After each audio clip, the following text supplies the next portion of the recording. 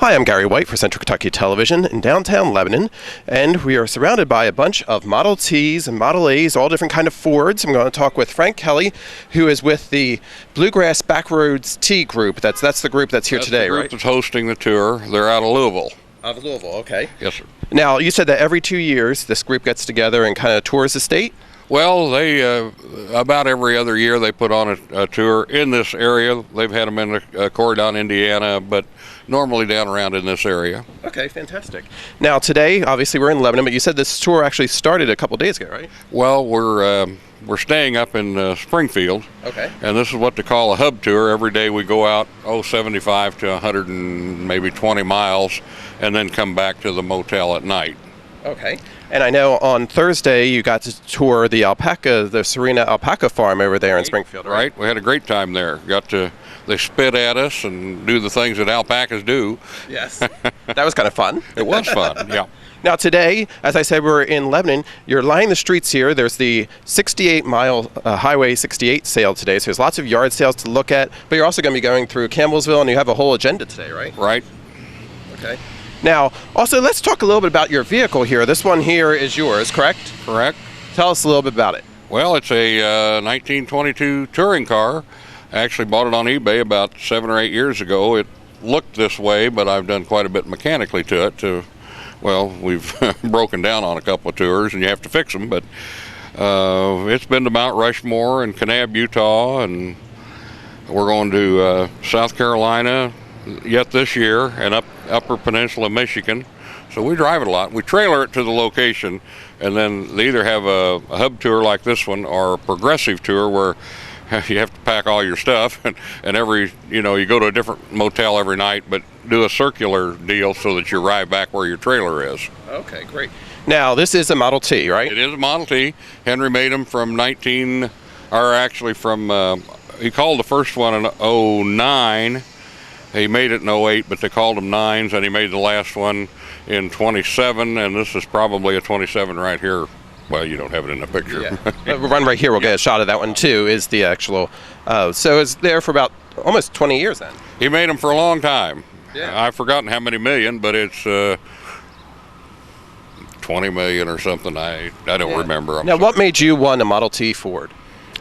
Gosh, when I was a kid, I remember my dad telling stories about when he was a young man before my mother and he were married. He took a tour to California from the Kansas City area in a Model T touring car, much like this one. And the stories he told about, these don't have very good brakes.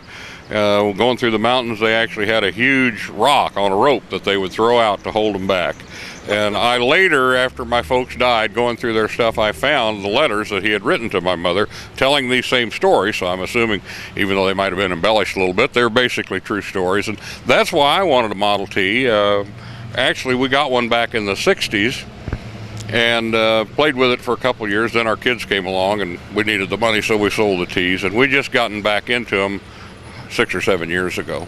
When I was younger, my dad had a Model A, and I was saying that I remember the rumble seat. We'd ride along in the back of the rumble seat, but that is a Model A. That Model A's came after the T's, correct? Yeah, Model A's were from 28 through 31, and then after that, he called a few of them Model B's in 32, but then after that, they just started with the year, 33, 34, and so forth. Okay, fantastic. Now, on this tour, you're saying there's about 48 T's or A's going around. Yeah, right? There's just a couple of A's, but almost the rest of them are Model T's. Okay. There's a few, there goes a brass one right there. Yeah. But then the real old ones have brass headlights, and those were the really early in the teens Model T's. Okay. The running gear is all about the same. In fact, they could be a little faster than these because they're lighter. Okay. But now you said that yours here is pretty much all original. It's rebuilt original. Mm-hmm. An accessory of the day was called a Ruxtol rear end, which is a 2-speed rear end, and to go up and down the hills for us, that's kind of a necessity.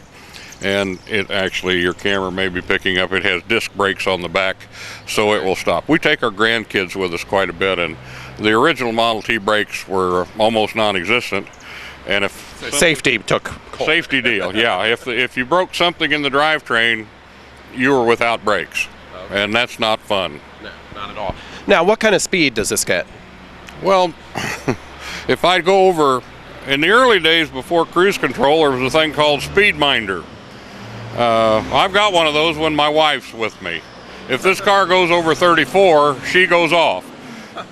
On a good day downhill, it might do 40. So when you're touring along, and we just heard one of the horns there, right? You're right. When you're touring along, it's taking a little while for you to get around. Yeah, we cruise around 32 to 34. Fantastic. Now, when does this tour end? Last day is Saturday. Saturday, okay. And then you'll be heading back. We might want to mention that, Frank, you're from Missouri, correct? Right, 20 miles east of Kansas City, a little place called Lake Lotawana. Thanks for talking with us. Thanks for interviewing. All right, this has been Gary White for Central Kentucky Television.